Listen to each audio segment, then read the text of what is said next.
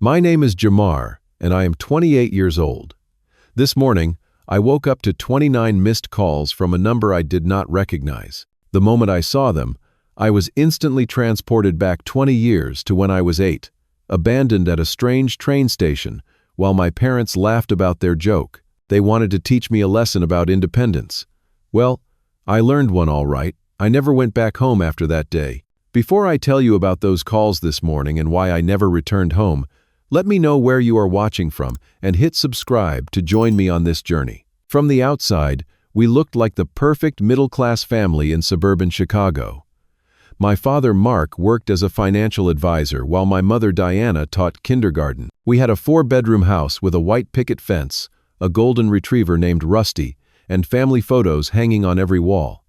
But behind those smiling portraits lay a much darker reality that nobody else could see. My parents believed in what they called psychological lessons.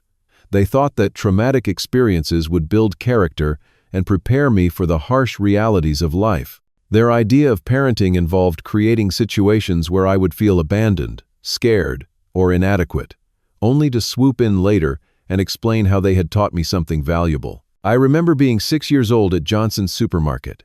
My mother had told me to wait by the cereal aisle while she grabbed something from another section. 20 minutes passed, and panic began to set in as I realized she was nowhere to be found. I wandered the store crying, asking strangers if they had seen my mom. After 45 terrifying minutes, I found her casually browsing magazines at the checkout counter. When I ran to her, sobbing with relief, she simply laughed. That evening, during dinner, they recounted the story to my father, who nodded approvingly. They were proud of how they had taught me about staying put when lost and being resourceful.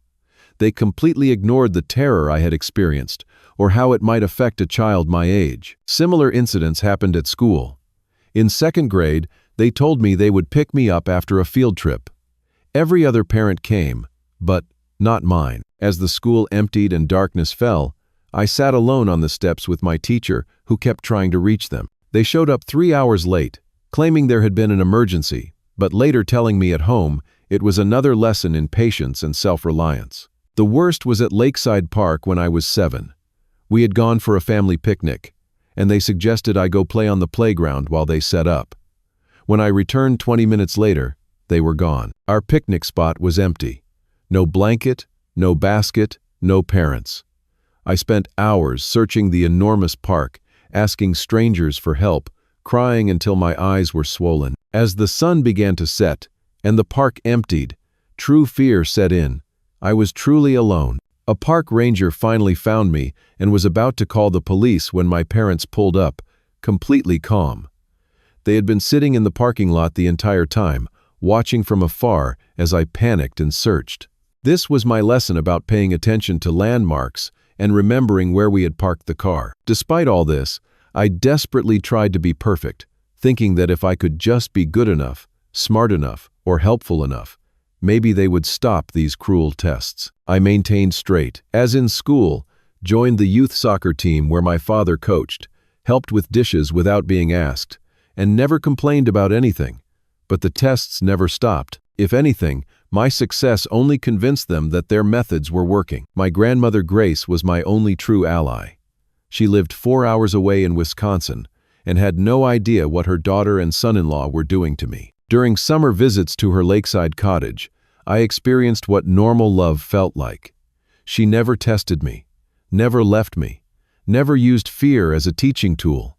With Grandma Grace, I could just be a kid. I remember her face the one time I tried to explain what was happening at home. The shock and pain in her eyes made me backtrack and pretend I was just making up stories.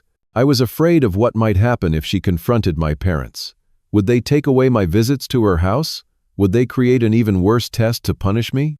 So I stayed quiet and treasured those brief weeks of normalcy each summer. The week before my 8th birthday, I overheard my parents talking late at night. My father was saying something about me getting too comfortable, too dependent. My mother agreed that I needed a bigger lesson, something that would really stick.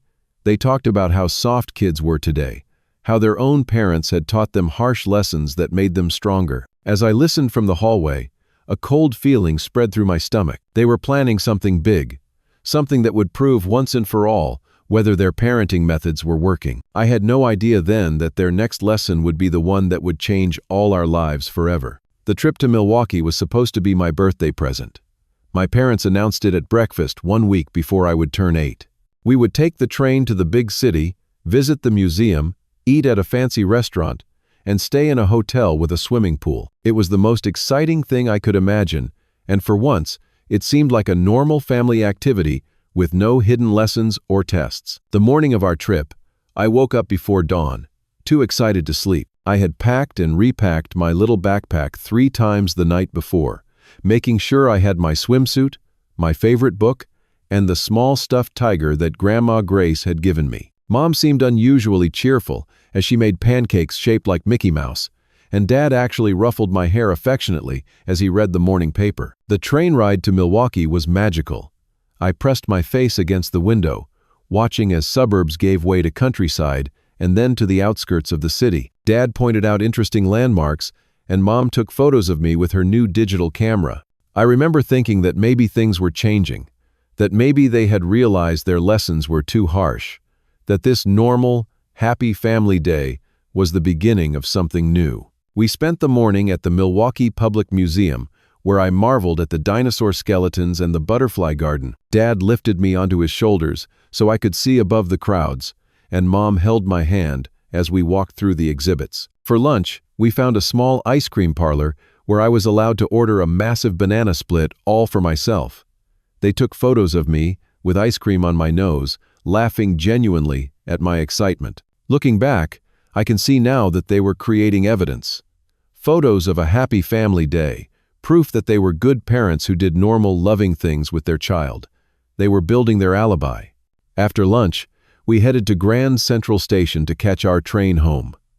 The station was crowded with travelers, the high ceilings echoing with announcements and the murmur of hundreds of conversations. Dad led us to a row of wooden benches near the main departure board. My mother set our bags down next to me on one of the benches and said, "Jamar, wait here with the luggage while we go buy our return tickets. The line looks long, so it might take a while, but do not move from this spot, understand?" I nodded seriously, proud to be trusted with guarding our bags. I watched as they walked toward the ticket counters, my mother turning once to wave at me before they disappeared into the crowd. At first, I occupied myself by watching people rush by, making up stories about where they might be going. A businessman late for an important meeting, a grandmother going to visit new grandchildren, a college student heading home for the weekend. After 15 minutes, I started glancing more frequently at the ticket counters, trying to spot my parents in the line.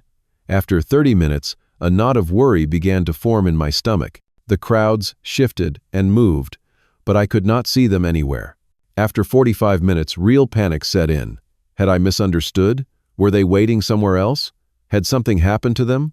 I stood up, torn between the direct order to stay put and my growing fear that something was wrong. At the 1-hour mark, I could not wait any longer. Leaving our largest suitcase on the bench to mark my spot, I took my backpack and began searching. I checked the ticket counters, the bathrooms, the small food court.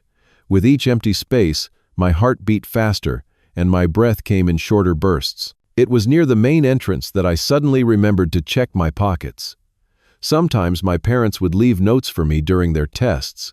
With shaking hands, I reached into my jacket pocket and found a folded piece of paper that had not been there before. The note, written in my mother's neat handwriting, read, "Let's see how you find your way home.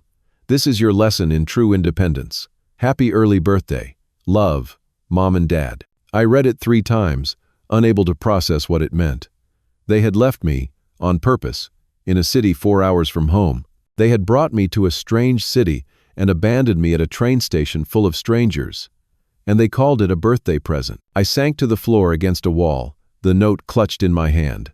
Travelers rushed by, no one noticing the small boy whose world had just collapsed. This was not like the supermarket or the park or the school. This was a different city. This was intentional abandonment.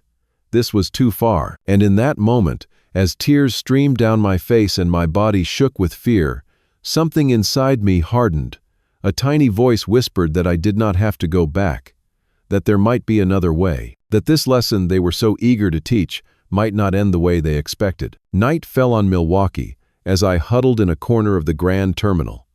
Most travelers had caught their trains, and the once bustling station had grown quiet and eerie. I had returned to our bench, dragging the heavy suitcase into a less conspicuous spot behind a pillar.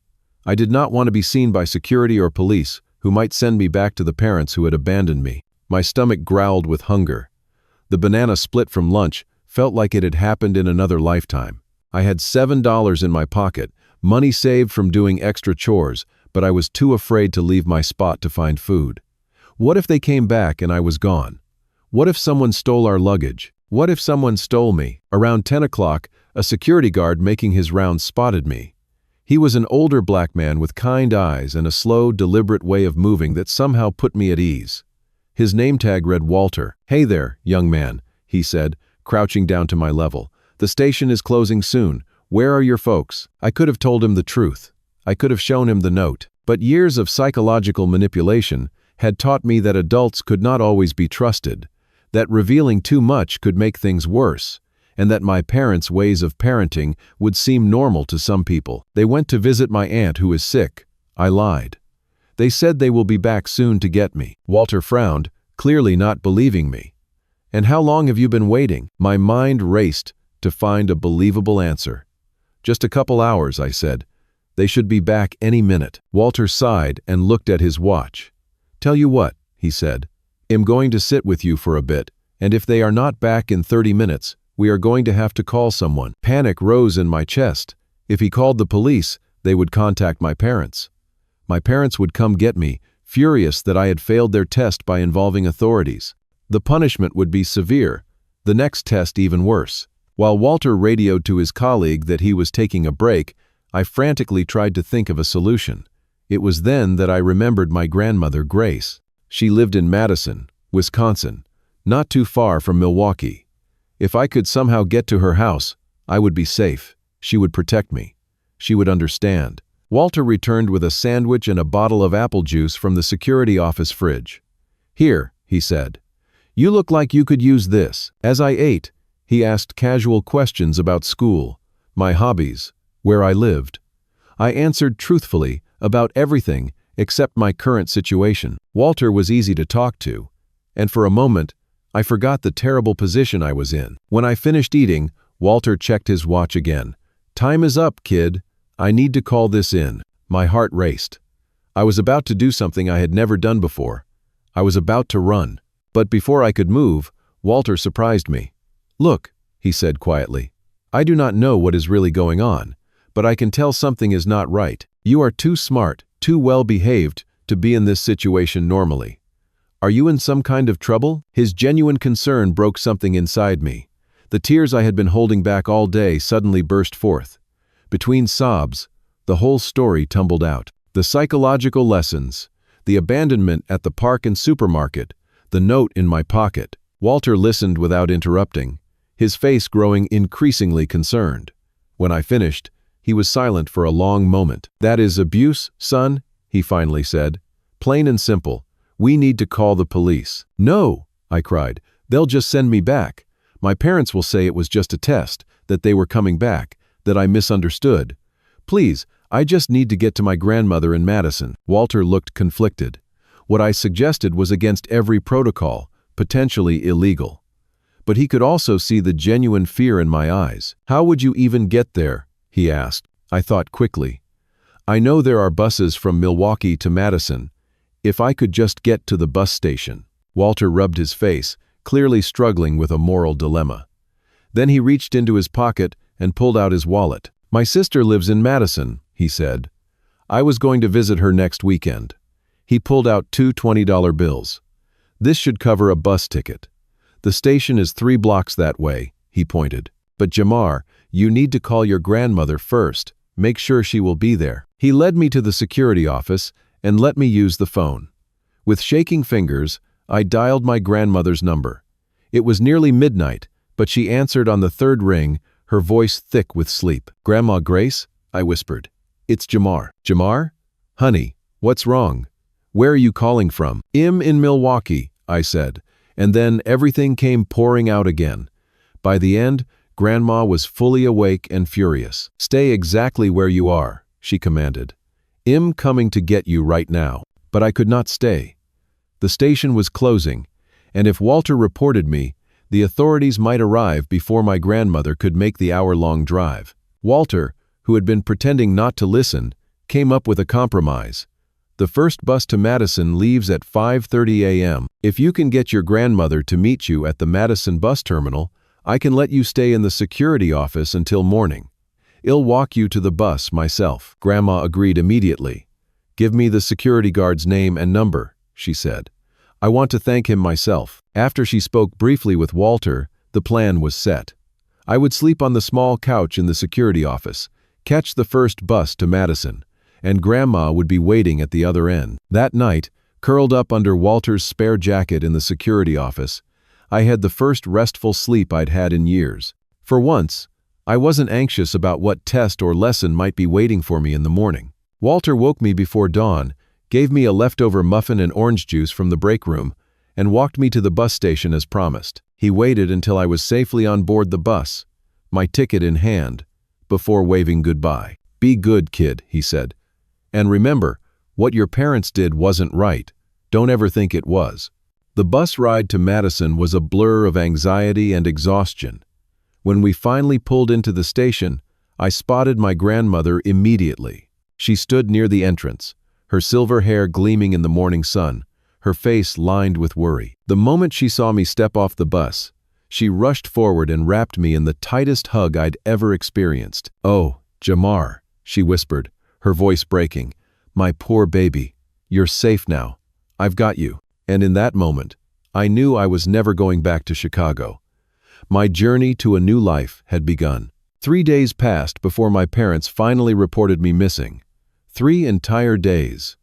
Grandma Grace received a call from the Chicago Police Department asking if she had seen or heard from me. With me sitting right beside her at the kitchen table, she told them she had not, but would certainly call if I contacted her. The moment she hung up, she turned to me with determined eyes. "I need to call Diana," she said, referring to my mother by her first name for the first time I could remember. "I need to know what they were thinking." I listened to only one side of the conversation, but it was enough. My grandmother, usually so gentle and soft-spoken, raised her voice in a way I had never heard before. "How could you do this to him?" she demanded. "He is 8 years old, Diana. 8. You left him alone in a strange city as a joke? I raised you better than this." There was a long pause as she listened to whatever excuse my mother offered. "A lesson in independence?" she finally sputtered. "That is what you call child abandonment now? A parenting strategy?" My blood ran cold as she continued. "And Mark is proud of this idea? You both thought this was appropriate?" Another pause. "No, I have not seen him," she lied, winking at me to show it was okay. But if he somehow found his way to me, I certainly would not send him back to people who would do such a thing. The conversation ended with my grandmother telling my mother that she needed time to process this information before they spoke again. When she hung up, her hands were shaking. "They are not even that worried," she told me. "They think you will eventually find your way home, and that will prove their point about independence and resourcefulness. They said they left you money for a train ticket in the suitcase, and expected you would figure it out within a day or two." I had not even checked the suitcase. The idea that I would go rummaging through luggage in a public place had never occurred to me. Even now, knowing there might have been money to help me get home, I felt no regret. I did not want to go back. 2 days later, my parents showed up at Grandma Grace's door. I was in the backyard when they arrived, but I heard the raised voices through the open windows. My father's deep baritone insisting they had done nothing wrong.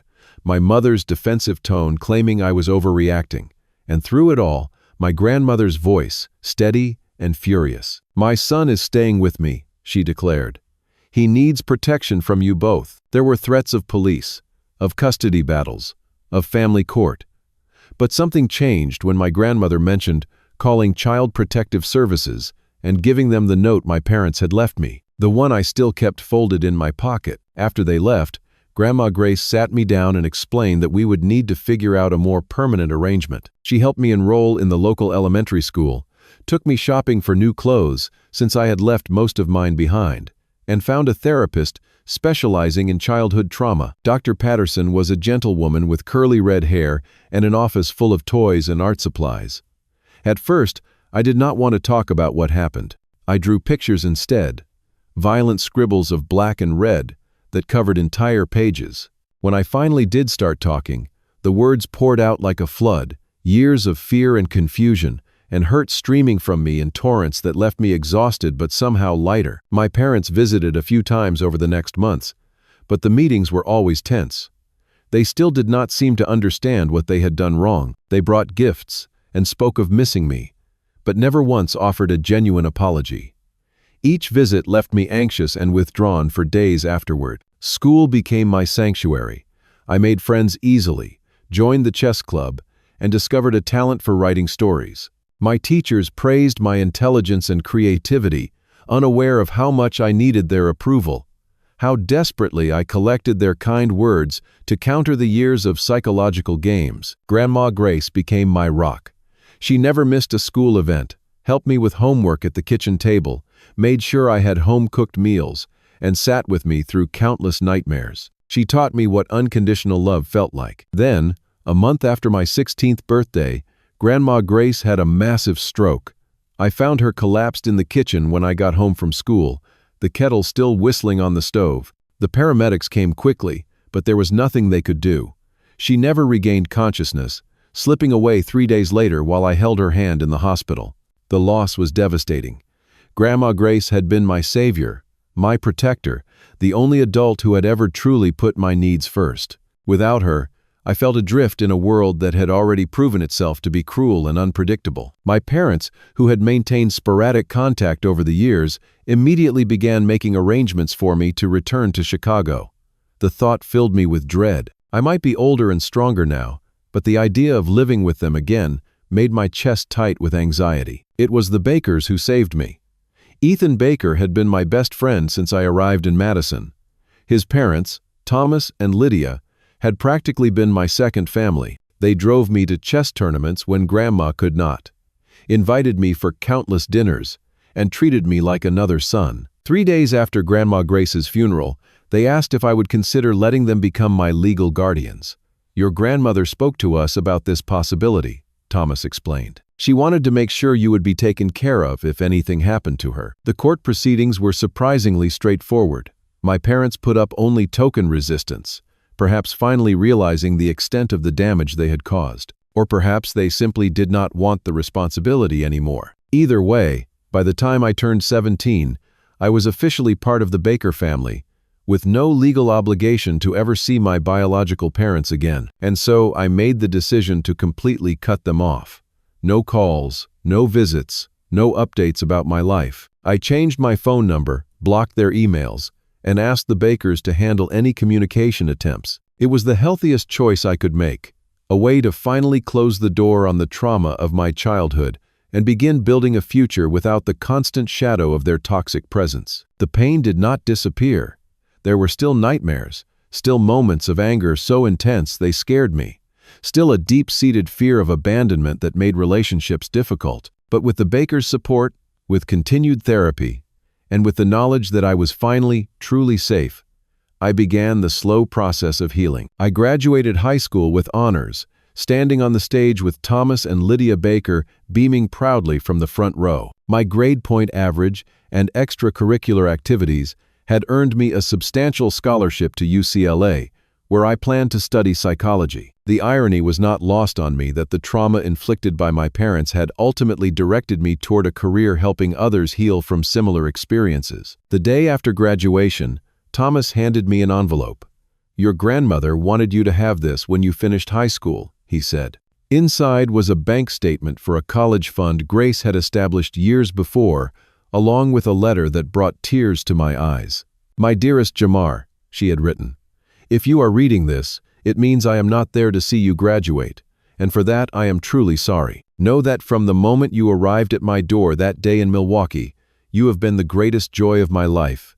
You are strong, kind, and brilliant, despite everything you have endured, perhaps even because of it.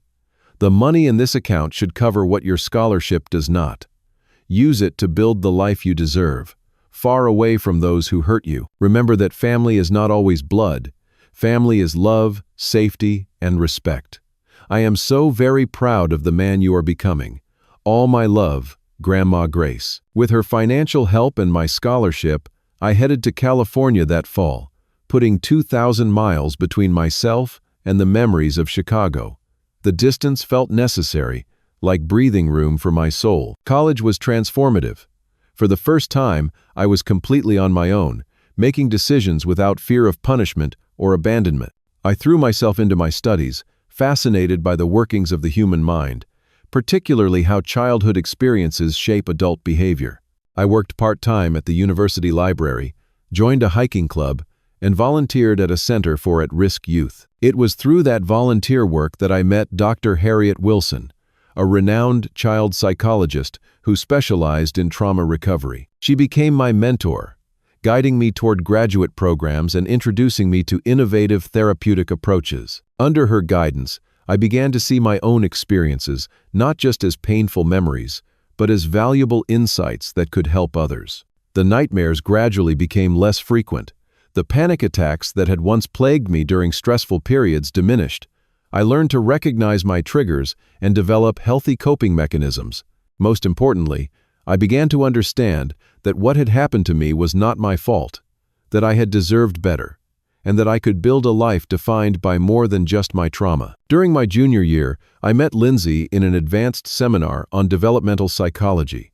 She was brilliant, passionate about neuroscience, and had the most infectious laugh I had ever heard. Our first date lasted 6 hours, just talking over coffee until the cafe closed around us. Our second date was a hike in the Santa Monica Mountains, where I found myself telling her things I had never shared with anyone before. Lindsay had grown up in a loving, supportive family.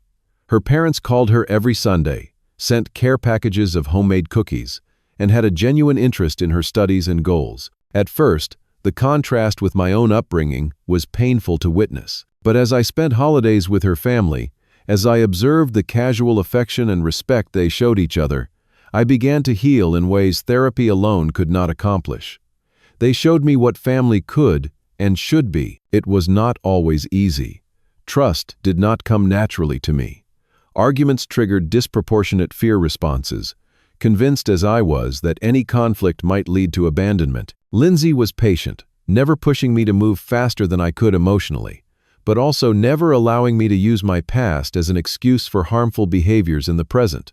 After graduation, I was accepted into UCLA's clinical psychology doctoral program.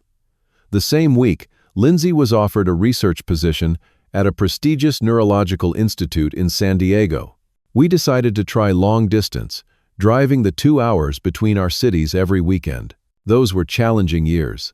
The doctoral program was rigorous, demanding every ounce of my intellectual and emotional energy. I specialized in childhood trauma, writing my dissertation on the long-term effects of psychological abuse and strategies for resilience. Every case study, every research paper, every clinical rotation helped me process my own experiences while developing tools to help others. By the time I completed my doctorate, Lindsay and I had been together for 6 years.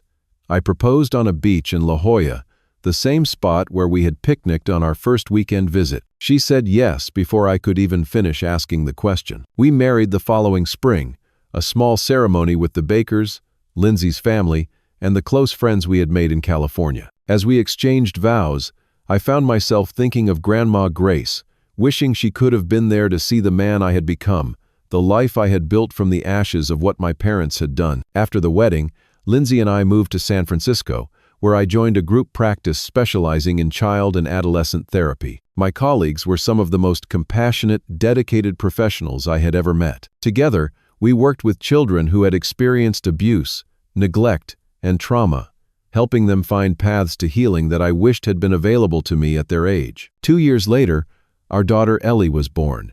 Holding her for the first time, I was overwhelmed by a mixture of love and terror. What did I know about being a father? How could I possibly do this right when my own models had been so destructive? But with each day, each diaper change, each midnight feeding, I found my own way. I became the father I had needed, the one who listened, who comforted, who never used fear as a teaching tool. When Ellie took her first steps, when she said her first words, when she had her first tantrum, I responded with patience and love rather than manipulation and cruelty. The contrast between my childhood and the one I was creating for my daughter became my greatest source of pride. The cycle of abuse had ended with me. It would never touch Ellie, never shape her understanding of love, or family, or safety. She would grow up knowing only consistency, respect, and unconditional love. As I built my practice, my reputation grew. I published articles in professional journals, spoke at conferences, and eventually started a support group for adult survivors of childhood psychological abuse. Every person I helped felt like a victory, not just for them, but for the frightened 8-year-old boy I had once been. And through it all, I maintained my silence with my biological parents.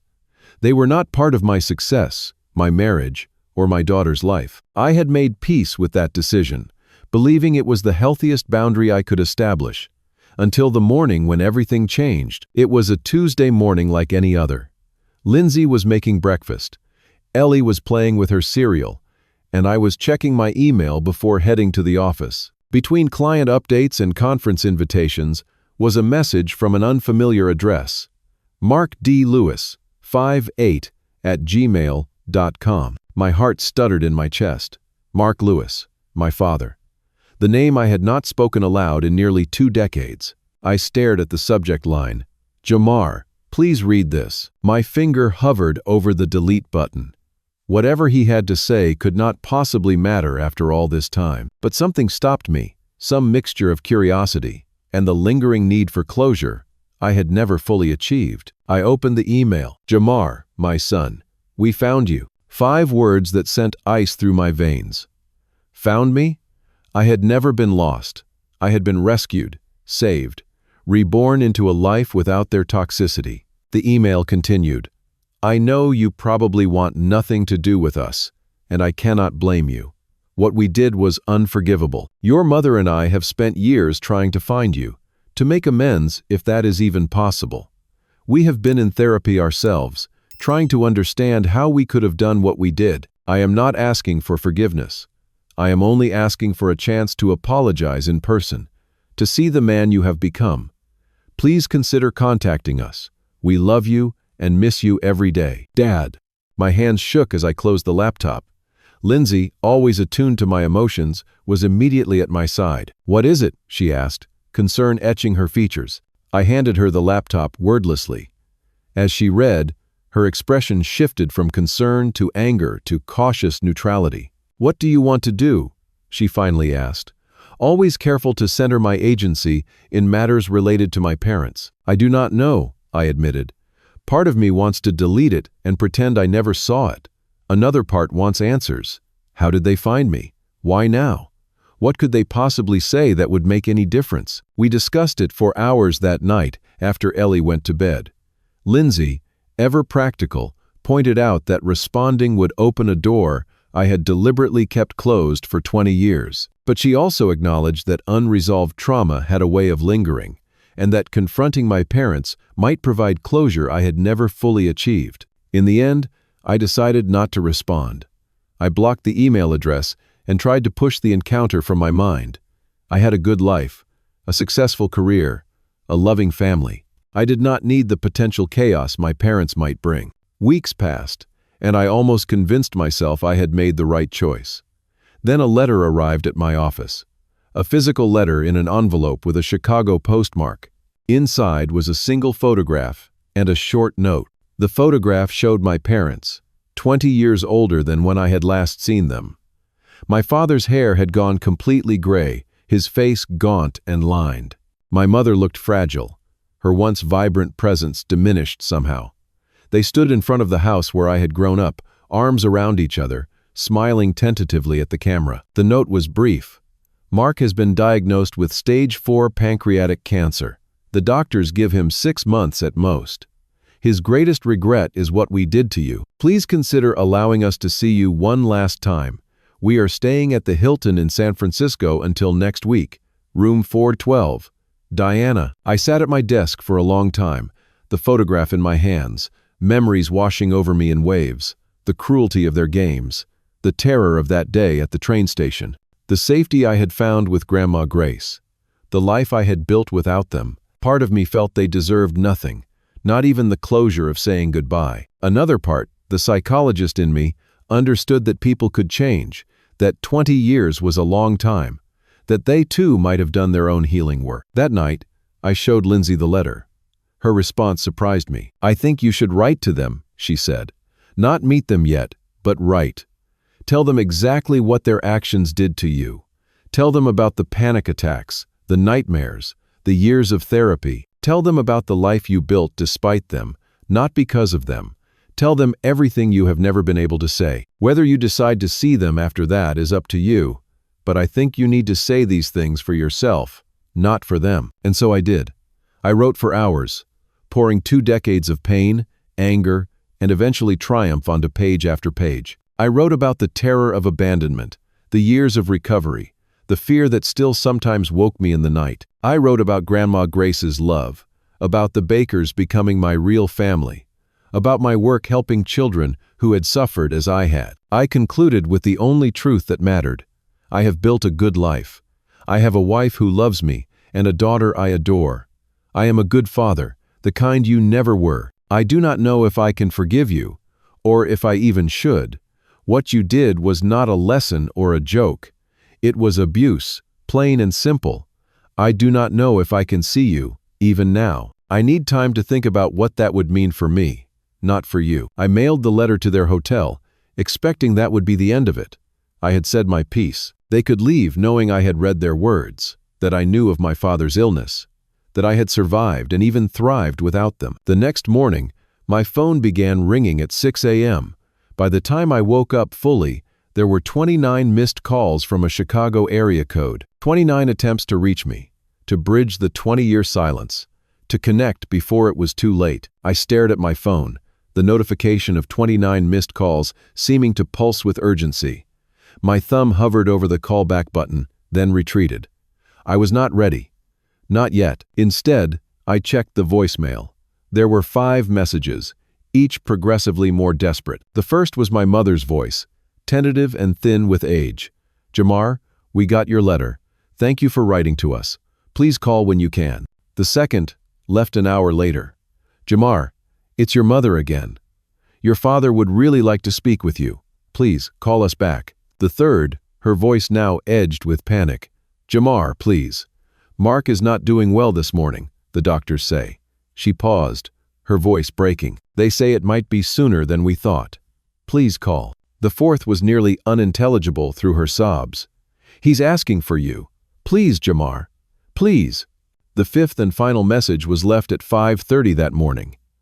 "We're at San Francisco General Hospital, room 415. The doctors say he might not make it through the day. This is your last chance to say goodbye. Please come, please." Lindsay found me sitting on the edge of our bed, phone clutched in my hand, tears streaming down my face. "They're at SF General," I said. "He's dying. Today." She sat beside me, her hand warm on my back. "Do you want to go?" Did I? The question seemed impossible to answer. This man had inflicted psychological torture on me for years, had abandoned me in a strange city as a test, had never shown remorse until faced with his own mortality. Did he deserve to die with the comfort of my forgiveness? But then, was this about what he deserved or what I needed? As a psychologist, I had counseled many clients through similar decisions. I had witnessed the regret of those who chose not to say goodbye, the complex grief of opportunities lost forever. "I need to go," I finally said. "Not for him, for me. So I never have to wonder if I should have." Lindsay nodded, already reaching for her phone to call her mother, who would come watch Ellie. Within an hour, we were in the car heading toward the hospital, my heart pounding with each mile that brought me closer to the past I had tried so hard to escape. The hospital corridors seemed endless, each step heavier than the last. When we finally reached room 415, I paused outside the door, suddenly unable to move forward. "I'll be right here," Lindsay whispered, squeezing my hand. "However long it takes. Whatever you need." I pushed open the door. The room was dim, the blinds drawn against the morning Sunday. Medical equipment beeped softly, monitoring vital signs that were clearly failing. And there in the bed, hooked to tubes and wires, was the wasted figure of my father. My mother sat beside him, holding his hand. She looked up as the door opened, her eyes widening in disbelief. "Jamar," she breathed, rising unsteadily to her feet. "You came." She moved toward me as if to embrace me, but stopped when I involuntarily stepped back.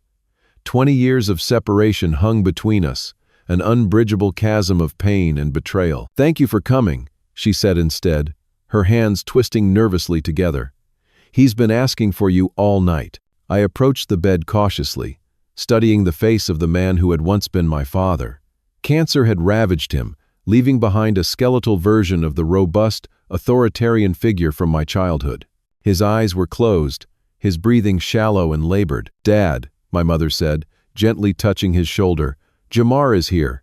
He came." His eyes fluttered open, confusion giving way to recognition, then to something I had never seen in them before: shame. "Jamar," he whispered, his voice a dry rasp. "You came." "I came," I confirmed, uncertain what else to say.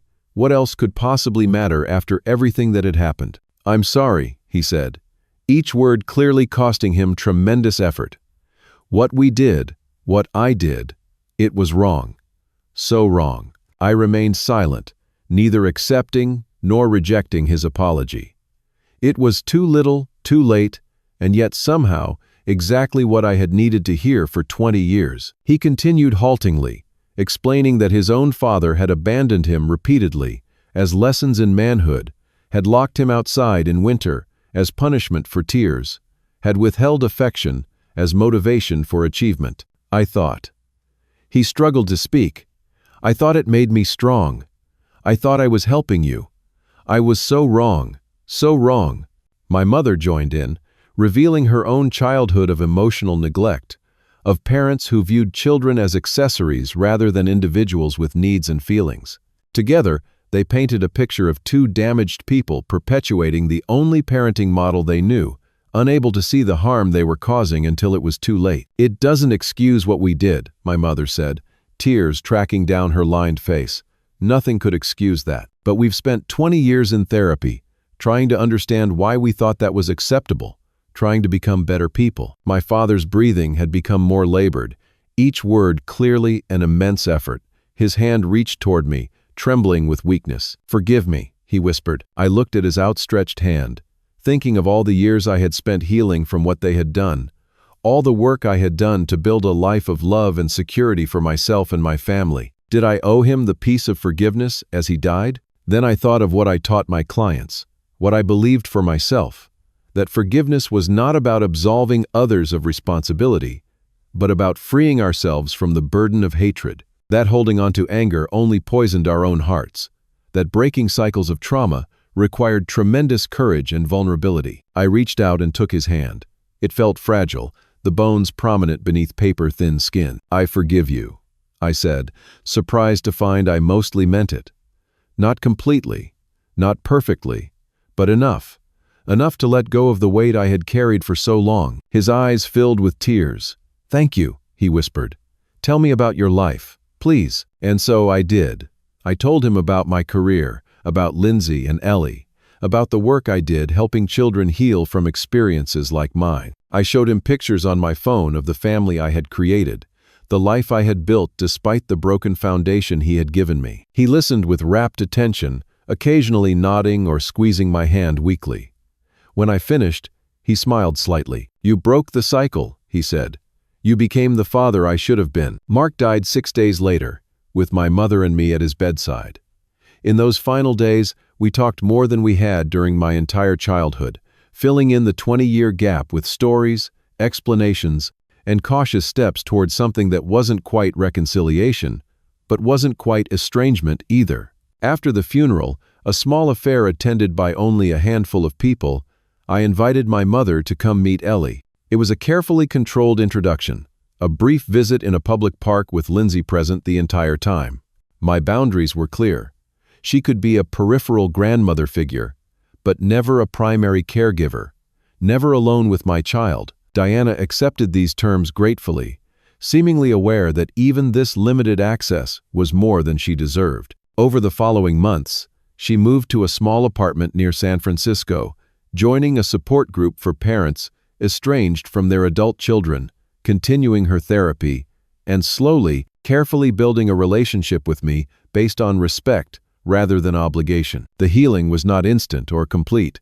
There were still moments of anger, still painful memories that would never fully fade. But there was also a sense of closure, of completing a circle that had remained open for too long. 6 months after my father's death, I founded the Breaking Cycles Foundation, a non-profit organization dedicated to supporting children who had experienced psychological abuse and helping parents learn healthier ways to raise their children. My mother became one of our most dedicated volunteers, sharing her story as a cautionary tale of how not to parent, using her mistakes to prevent others from making the same ones. Would I ever fully trust her? Probably not. Some wounds go too deep to ever completely heal. But I had learned that healing doesn't require perfection. It requires acknowledgement, effort, and the courage to face painful truths. The abandoned 8-year-old boy at Milwaukee's train station would always be part of me. But he was no longer all of me. I was also a husband, a father, a psychologist, a healer. I had taken the broken pieces of my childhood and built something beautiful, something my own daughter would never have to escape from or recover from. And that, perhaps, was the greatest victory of all. What would you do if someone who hurt you deeply reached out after many years? Would you give them a second chance or protect your peace? Have you ever had to forgive someone who seemed unforgivable? I would love to hear your thoughts in the comments. If this story resonated with you, please like, subscribe, and share it with someone who might need to hear that healing is possible, even from the deepest wounds. Thank you for listening to my journey. And remember, the cycle of pain can end with you.